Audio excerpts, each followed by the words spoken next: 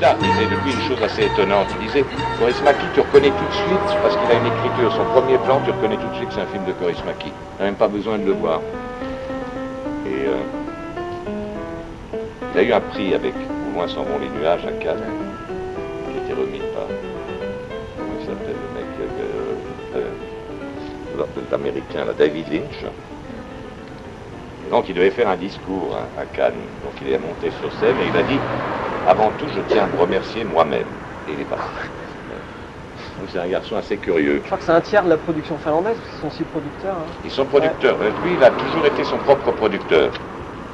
Il a créé sa propre maison qui s'appelle Sputnik Oi. Et il a créé son propre cinéma. Il a un cinéma avec un bar à côté et des billards. Et dans son cinéma, il y a un cendrier à côté de chaque siège. Et un truc pour poser la vodka ou le whisky, quoi, quand même, minimum. C'est normal. Parce que sans ça, on ne peut pas travailler. Voilà. Ils ont un grand festival là-bas. Oui, oui, donc il n'y a pas de, par exemple, lui, il tourne pas du tout comme si vous avez fait du cinéma, il n'y a pas de feuille de service. Il n'y a rien. On a le scénario et on est pris 3 semaines. Il faut être là à 9h du matin ou 10h. On tourne quand il n'y a pas de planning. C'est assez agréable. Il n'y a pas de maquilleur. Ah bon? Non. Il n'y a pas de costumier. Enfin, il y a un peu un mec qui t'aide. Il tourne avec une équipe très très légère et il tourne jamais plus de 2 prises. Jamais. Quoi qu'il arrive. C'est un choix... c'est un choix... non, il dit c'est un choix politique, économique, politique. Il dit c'est quand même très indécent l'argent qu'on dépense au cinéma. Donc vaut mieux le boire. Si des gens en dépensent. C'est un point de vue. C'est un point de vue. Non, mais c'est aussi un choix esthétique. Et il dit toujours, c'est pas la peine de faire des tonnes de prises. Pourquoi? Apprenez le texte, rentrez dans le plan, ne renversez rien, tenez-vous correctement. Et voilà. Tout est absolument prévu. N'importe quel verre qui se renverse, n'importe quel mouvement, tout est millimétré. Il n'y a absolument rien laissé au hasard. C'est pas du tout d'impro. Et le texte est écrit à la virgule près. Pas changer un mot. Non, non, c'est pas du tout... C'est un cinéma... Ouais, bon. Il faut en voir plusieurs. Parce que celui-là est assez... Bon. Mais les autres sont encore plus raides, quoi. Ah, et mélodrame magnifique, La fille aux allumettes. Oui, celui-là, il dit que c'est son plus commercial, quoi. Ah bon? Oui. Puis là, j'ai quand même cédé à quelques facilités. Ah bon? Mais non, les autres sont plus raides. C'est toujours économique, quoi. Il avait fait un grand casting alors pour... Non. C'est pas des très grands castings. Tous les grands acteurs de théâtre de l'époque, là, Didi, ouais. Christine Murillo, Wenzel aussi, qui était plus metteur en scène. Et sacré casting quand même, Léo. Oui, Léo c'est normal. Hein. Léo c'est un... Comme je pensais dire, Léo c'est un acteur mythique pour énormément de réalisateurs étrangers. C'est probablement à l'étranger l'acteur qu'on considère le plus. C'est pareil aux États-Unis. Hein. Léo aux États-Unis c'est une star. C'est assez étonnant. Parce qu'il représente la nouvelle vague, quoi. Il transporte avec lui tout un pan de l'histoire du cinéma français, quoi. Les Douanel, les Godard. C'est incroyable. Et comme c'est ce qu'on voit à l'étranger, si tu vas, moi j'étais au festival de Bombay, bah, t'as jamais autre chose que Romer, Godard, Truffaut. Ah oui, ouais. Toujours encore. La nouvelle vague, c'est vrai. Tu te dis, oh merde, encore. Bon, ben. Mais c'est vrai que c'était des acteurs mythiques. Lui, surtout. Oui, lui. Vraiment. Lui c'est presque le seul qui a cette espèce de statut un peu... mythique. Mais il a une sacrée filmographie. C'est insensé, quoi. Là, à cette époque-là, il jouait avec Assayas, il bossait avec les plus grands cinéastes. Oui, oui, il était... Garrel aussi, je crois, un an après, il tournait oui, il tourne. Garrel aussi. C'est un homme à part, hein. Lui aussi, c'est très curieux, tu peux pas le diriger, quoi. Il pousse toujours des cris avant de tourner. Il fait... Ah il rentre. C'est un karatéka. Là, il est un peu fou. D'ailleurs, il passe son temps entre l'hôpital psychiatrique et... Ah bon? Ouais. Ouais, il se fait interner volontairement, il va à la Borde, puis il reste 6 mois, puis il revient. C'est un fou furieux. C'est un fou furieux. Non, non. C'est la mort de Truffaut, quoi. Il est habillé comme Truffaut, etc. C'est son fils spirituel. Mais il a été adopté par Truffaut, authentiquement. Il l'a adopté, c'était un enfant. C'était son vrai père, enfin son père, pas biologique, mais son père adoptif. Voilà. Truffaut lui-même se sentait adopté par Bazin. Truffaut, c'était par Bazin. Non, puis l'autre influence qui est très forte, mais ça c'est à l'étranger aussi, c'est Bresson. Bresson et Ozu. Sujiro Ozu. Voilà, ça c'est les grandes références de lui. La La caméra Bresson. chez Ozu est toujours là, toujours au C'est ras la du tatami. Position tatami. Voilà, position du tatami, il n'a jamais bougé sa caméra. Il n'y a jamais un travelling, c'est toujours tout en plan fixe. Et les acteurs sont exactement placés comme Chris Mackie dans le cadre. Là, il n'y a qu'un seul mouvement d'appareil, il y en a 2 ou 3, mais il n'y en a qu'un au début, c'est le travelling latéral quand il suit. Pour lui, c'était déjà énorme de faire un travelling. C'est déjà une forme de trahison. Ouais. Le travelling est immoral, c'était Godard qui disait ça. Parce qu'il avait pris comme exemple un travelling qu'on faisait sur un type qui était accroché dans des barbelés dans un camp de concentration. Capot, Comte Corvo. Et le travelling n'est pas moral, est amoral, c'est une affaire de morale. Alors c'était marrant.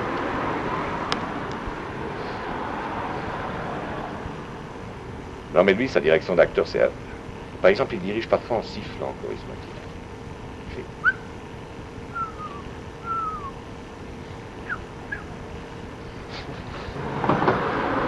Ah ouais, rien laisser, faut pas trop laisser sortir, quoi. Non mais il n'y a pas grand chose à dire, hein. Il faut en voir plusieurs, parce que c'est comme une... Toujours comme ça très... Oui, c'est... Et du coup, il travaille sur Jua ou même les Leningrad Cowboys. Ah, les Leningrad Cowboys, ça c'est autre chose. Prince Moïse, le deuxième. Les Leningrad Cowboys, c'était un groupe mythique en Finlande, en Allemagne, au Japon. Et en fait, ils lui ont demandé de faire un vidéoclip. Et ils ont dit, fais-nous un vidéoclip. En fait, il a fait un film avec eux. Il s'appelait les Leningrad Cowboys Goes to America. Il s'appelait le plus mauvais groupe de rock'n'roll du monde. Et après, il a fait un deuxième qui fait Leningrad Cowboys rencontre Moïse. Ça, c'est déjanté, ça. Ça, c'est autre chose. Dans lequel vous jouez? Oui, dans lequel je joue le prophète Élie. Où je chante du rock'n'roll. Voilà. C'est tout du son direct. Ah, c'est incroyable. Il n'y a aucune C'est une post-synchro. propreté. Mais il a un ingénieur du son qui s'appelle Yoko Lume, qui travaille avec lui depuis...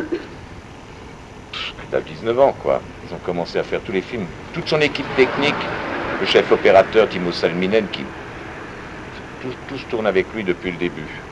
Aussi ses acteurs, l'acteur qui a la moustache, il est mort. 95, Ouais. D'alcoolisme. Vananen, là. Ouais, Kari Vananen, c'est les... Tout. Bon, c'est aussi le principe de Renoir, c'est la troupe. Hein. Mais il n'y a pas grand-chose de plus. C'est un garçon assez à part dans le cinéma, dans la cinématographie. Mais lui, il n'en fait pas tellement non plus. Il s'arrête là depuis 2 ans, il ne tourne pas. Le dernier, c'est Les Lumières du Faubourg. Superbe aussi. Il ne tourne pas beaucoup. Et il a un festival qui est un festival absolument hallucinant, qui se déroule au-delà du cercle polaire arctique, qui s'appelle le Söderkulla Film Festival, qui est vraiment un festival mythique, qui est au-delà du cercle polaire arctique. Il fait toujours jour, il le fait pendant les jours où le soleil ne se couche jamais. Et là, chaque année, il invite un cinéaste. Il y a eu Scorsese qui s'est allé là-bas, tout le monde. C'est un des plus fameux festivals. C'est un festival d'une réputation incroyable. Je me demande si ça s'est pas arrêté. Non, c'est toujours, non. Il l'a refilé à des lapons. D'accord. C'est-à-dire que c'est les lapons qui le dirigent maintenant. Ah, parce que c'est important quand on connaît l'histoire de la Finlande, ils ont opprimé les lapons comme des... Et les lapons, ils sont tous alcooliques et ils regardent des films porno toute la journée à la télé, quoi, parce que comme on leur a interdit de chasser, on leur a interdit de tout, donc ils sont comme dans des réserves d'Indiens. On les a mis dans des baraquements. Et donc il a dit non, ça va pas, c'est une atteinte à leur dignité. Donc je vais créer un festival de cinéma là-bas. C'est dans un tout petit bled. Il fait venir les cinéastes du monde entier, quoi. Et il cherche tout le monde en Cadillac. Par exemple, il fait des choses très étonnantes. On était invité au Festival de Berlin, et il fait venir tout le monde. Il loue un Boeing, et il y a la femme de ménage, il y a le cuisinier, tout le monde vient. Tout le monde est en smoking. Parce qu'on est pauvre, mais digne. Et donc on habitait dans un hôtel, et la salle de projection était là, en face. Et il a dit, on ne va pas y aller à pied parce que ça fait misérable. Donc il a loué 15 taxis. Génial. De l'autre côté. Mais la femme de ménage, tout le monde, quoi.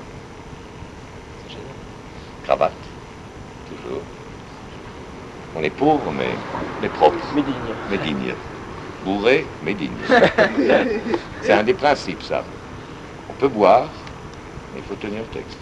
À la fin, vous verrez qu'il y a un acteur, il est appuyé comme ça, Carly Van Hanen, parce qu'il était tellement bourré qu'il venait plus. Ah bon? Ouais, il est resté digne. Ça joue, quoi. T'es concentré, quoi, tu te laisses pas tomber. Ça suffit. Alors, ça paraît anecdotique, mais par exemple, il y a un proverbe, si tu as un ennemi, organise un tournage chez lui, dans son appartement. Parce que c'est vrai que les gens de cinéma, ils sont comme nous, ils étreignent leur ego par terre, ils se croient en territoire conquis, toujours le cinéma, c'est nous. Alors lui, il faut toujours nettoyer partout où on est passé.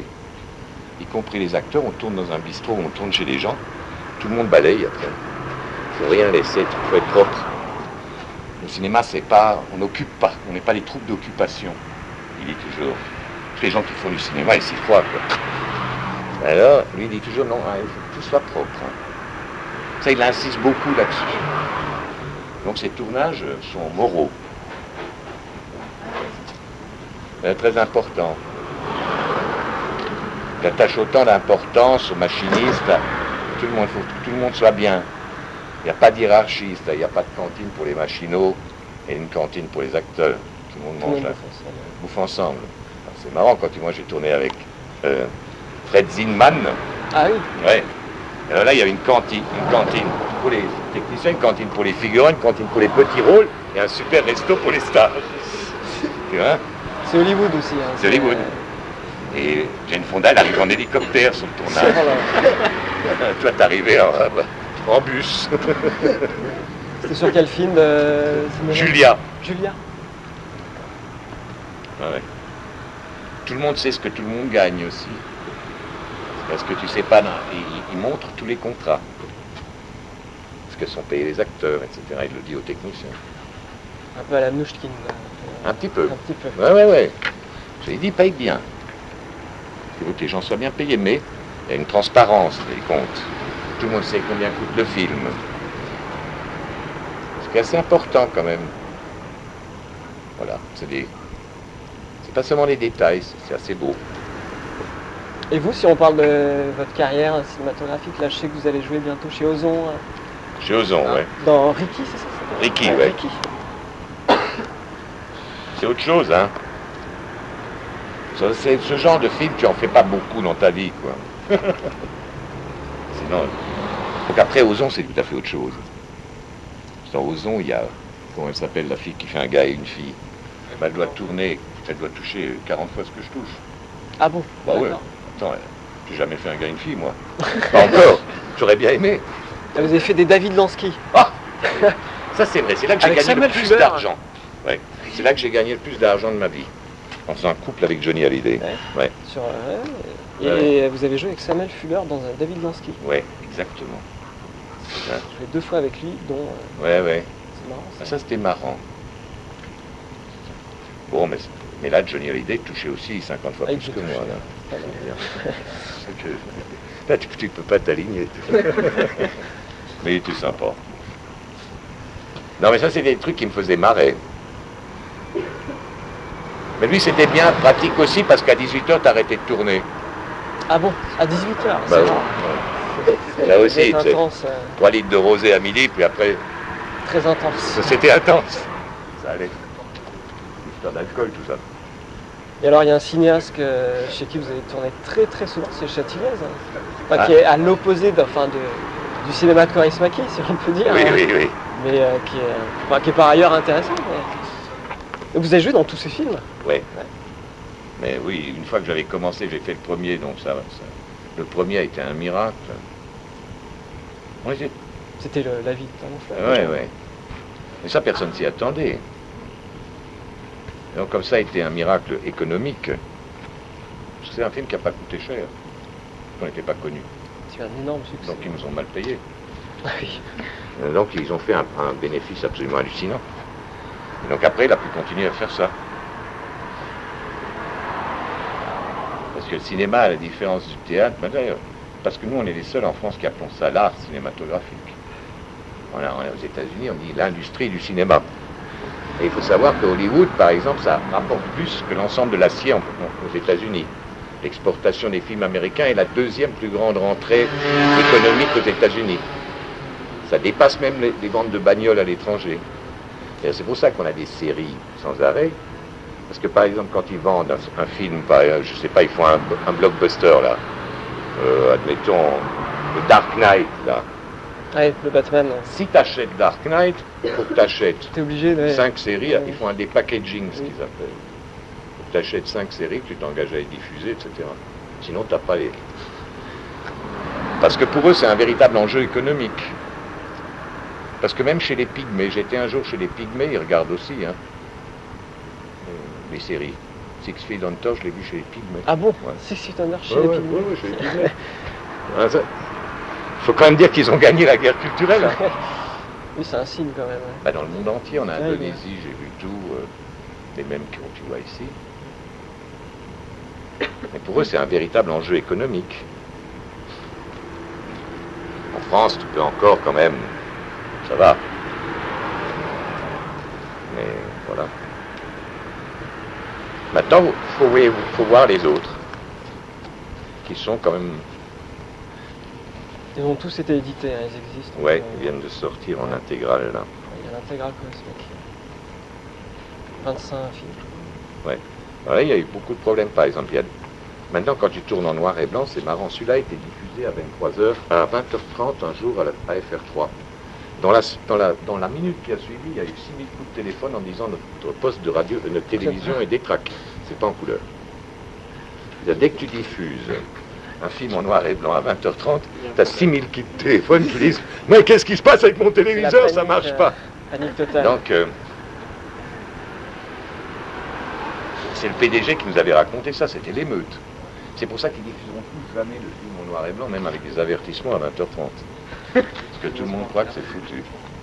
Ce qui est paradoxal, c'est que Kaurismäki était persuadé d'avoir fait un film en couleur. En couleur, comme il dit, oui. C'est ça qui est bien. C'est comme un film muet, ça n'a jamais passé à la télé. Si Arte, une fois, vers 3h du matin, 2h du matin. Le Juas, Ouais. Ils ont dû faire une soirée théma avec le Steeler, l'original, enfin... Ouais.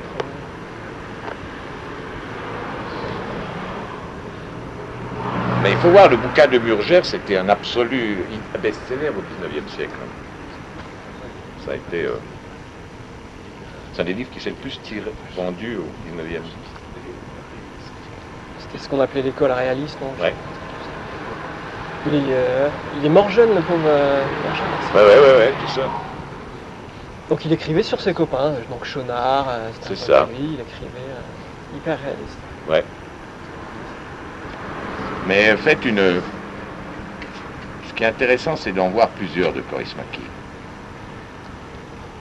Parce qu'il y a une trilogie qui s'appelle la trilogie prolétarienne, là, sur les chômeurs, il a fait. Parce que son père s'est pendu parce qu'il était chômeur. Le père de Kaurismäki. C'est pour ça que la dédicace au début à chose Kaurismäki. Ah oui. C'est son père qui s'est pendu, qui était un ouvrier spécialisé, s'est pendu lorsqu'il a été au chômage. Donc il a fait toute une trilogie sur le chômage. Qui est très très belle. Ouais. Et bon, ceci, la Finlande, c'est un pays assez curieux. C'est un pays qui est passé du Moyen-Âge à l'hypertechnologie en 30 ans avec Nokia. Qui est quand même maintenant la firme qui gagne le plus d'argent au monde, je crois qu'elle est en 3e position.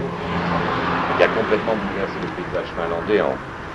C'était des technos, que maintenant c'est l'endroit où il y a le plus d'ordinateurs au monde. C'est le meilleur système scolaire du monde. Ils sont plus que 12 par classe, 3 langues à partir de la maternelle. Et donc Jura, c'est un des thèmes du film de Jura, c'est le passage de la Finlande rurale à la Finlande des villes, quoi. Au chômage, à l'exploitation, etc. Il a beaucoup travaillé sur ce thème. Le passage de la ruralité, Ouais, c'est un thème récurrent. et presque de la sauvagerie finlandaise à l'hypertechnologie. Par exemple, un des leaders du groupe Leningrad Cowboys, il a inventé un système pour téléphone portable où tu peux tout avoir, sur Helsinki, tout savoir en instantanéité, les horaires de bus, les horaires de tram, tout ça. Donc il est devenu très riche grâce au Leningrad Cowboy. Mais regardez aussi, Lynch avait dit aussi des choses très jolies sur Kaurismäki, qu'il ne va plus jamais au cinéma sauf pour voir des films de Kaurismäki. Je suis toujours un peu surpris parce qu'il ose faire. Bah aujourd'hui, dans le paysage cinématographique, quand même assez atypique. Oui, il est très atypique. Mais en même temps, il est un peu comme Godard, c'est un génie des interviews. Il est très malin, il arrive toujours en Cadillac blanche.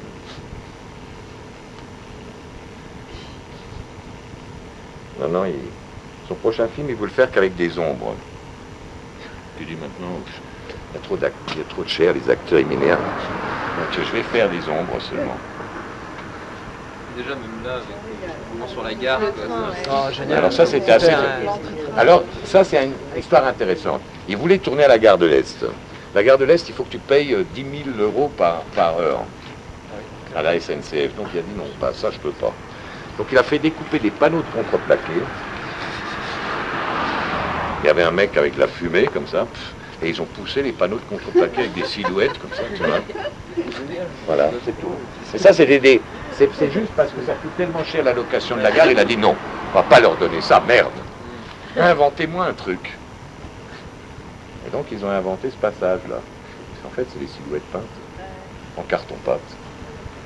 Et c'est des panneaux de contreplaqué, l'autre a éclairé.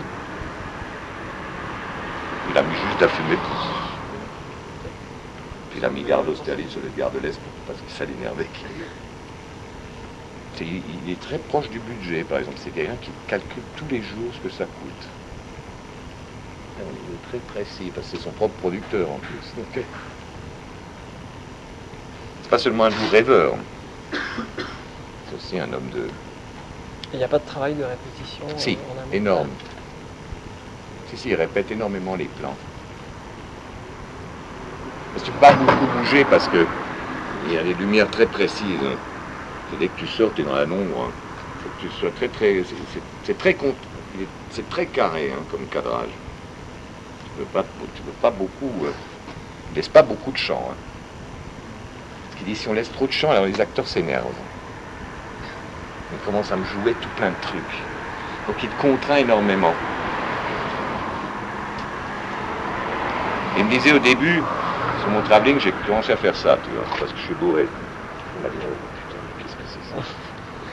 Et non, quand on marche, quand on est bourré, c'est la suprême recherche de l'équilibre. C'est justement ne pas tituber. C'est au contraire, tu te crèves le cul pour aller le plus droit possible. C'est vrai. Généralement, tu joues comme ça, tu vois. Et c'est pas vrai. C'est vrai que quand tu es bourré, ou alors tu es vraiment surbourré, alors tu tombes. Et quand tu es bourré, c'est la suprême recherche de l'équilibre. Donc tu fais vachement gaffe. Donc ça, sur ces trucs-là, il est très attentif. Sur la marche, vous disiez? Ouais, sur la marche. Bon, il y a un vieux truc sur ceux qui font du théâtre, là. C'est Alain Cuny, si ça vous dit encore quelque chose, c'était un énorme acteur. Il disait, moi, j'ai jamais appris à jouer, j'ai appris à marcher sur une scène. C'est dans les pieds que ça se joue. Et alors, il y avait Carlos Monzon, qui était champion du monde des poids moyens de boxe. Il a dit, j'ai jamais appris à boxer, j'ai appris à marcher sur un ring. C'est que ça se joue tout là, quoi. Ça se joue pas là. C'est dans les pieds. Mais bon, si tu regardes les grands, Mitchum, Cooper, tout c'était la démarche, les westerns, quoi. Clint Eastwood, là c'est mauvais acteur, mais comme il marche. Hein, c'est la marche. Pour ça, c'est intéressant, je vous conseille un livre. Un type qui s'appelle Georges Civamello qui a écrit une histoire des acteurs américains, dans lesquels il explique assez bien, par exemple, la taille des acteurs quand l'Amérique triomphe.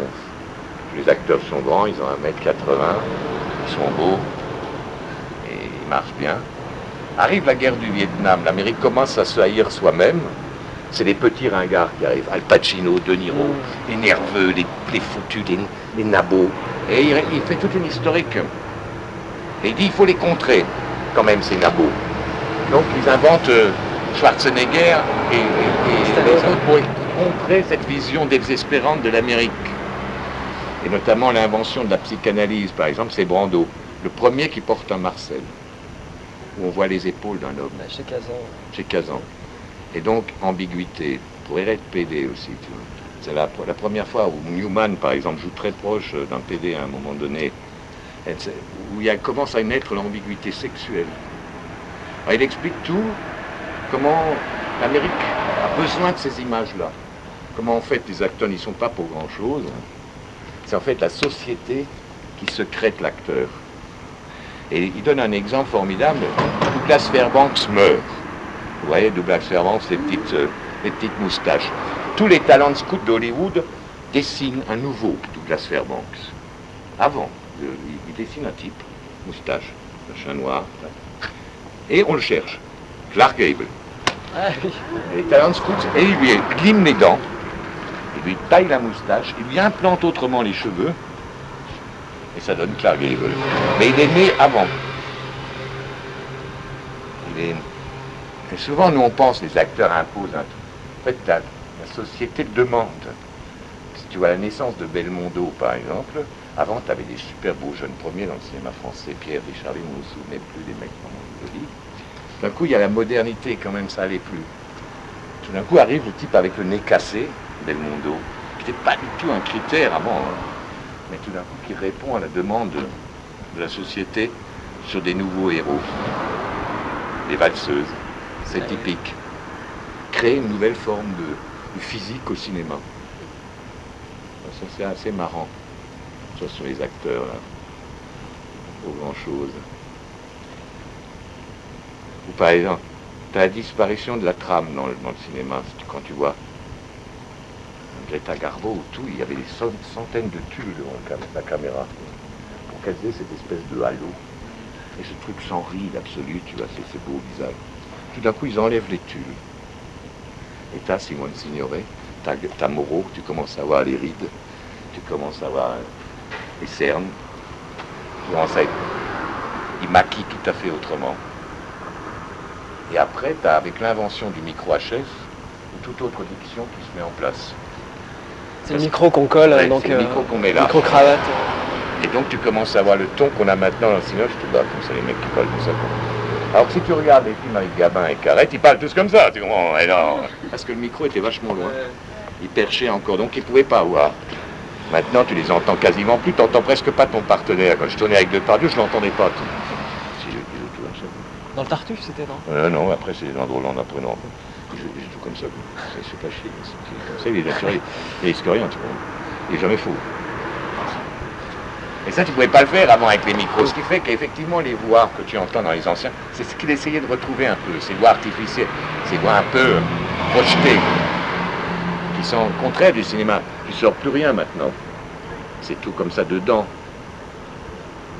Acteur studio, né en même temps que les micros de précision. Il ne faut aussi pas oublier ça. Le jeu intérieur, comme ça. Le underplaying, comme disent les Américains. Underplaying. Le underplaying, né avec la naissance du micro très perfectionné. C'est-à-dire c'est souvent le style de jeu va aussi avec l'amélioration technique. Hein, c'est l'underplaying né aussi avec la hi-fi, enfin avec les micros très performants. C'est assez marrant quand on voit l'évolution technique du cinéma comme ça. Donc l'underplaying c'est un jeu intérieur, ça, on n'en fait pas des tonnes. Ouais, en fait c'est Brando. Hein. C'est le début, Brando, Newman, c'est l'acteur studio. Oui. Alors quand tu vois maintenant Brando, par moments c'est insupportable. Et donc Robert Mitchum disait de Marlon Brando, ah, c'est le mec qui met un quart d'heure à dire bonjour. Parce qu'il joue tout, c'est avant. il est dedans. Et, avant non, tu vois. Et comme mon père, ils étaient dehors, quoi. Ça rentrait. Mais c'est rentré avec les micros. Ça, c'est des choses qui, moi, me plaisent bien dans le cinéma. Parce que tu vois l'invention du gros plan, par exemple. Tu vois, plein de choses. Par exemple, il y a de plus en plus de gros plans dans le cinéma contemporain parce que c'est plus facile. Avant, quand tu faisais un gros plan sur Greta Garbo, il fallait 2 h 30. Comme les projecteurs étaient énormes, elles suaient comme des vaches. Tu vois. Donc, si tu faisais une prise, il fallait entièrement la remaquiller 1 heure. Parce que ça dégoulinait, parce que c'était des projecteurs à arc. Il y avait du charbon dedans. Ça dégageait une chaleur insensée. Et donc, il fallait tout le temps qu'ils remaquillent. Donc, avant de faire des gros plans, ils faisaient gaffe, tu vois, parce qu'économiquement, ça leur coûtait du blé. Ça durait 2 heures. Alors que maintenant, tu vois, t'as un tout petit projet, tac. Tu vois aussi la disparition du projet pour les yeux, maintenant. Il y a un plus grand réalisme. Parce qu'avant, sur les caméras pour les stars, il y avait toujours un tout petit projecteur. Tac, et ça, avait le regard, t'avais rien à jouer. C'était bien, t'étais peinard. C'est bien, tiens.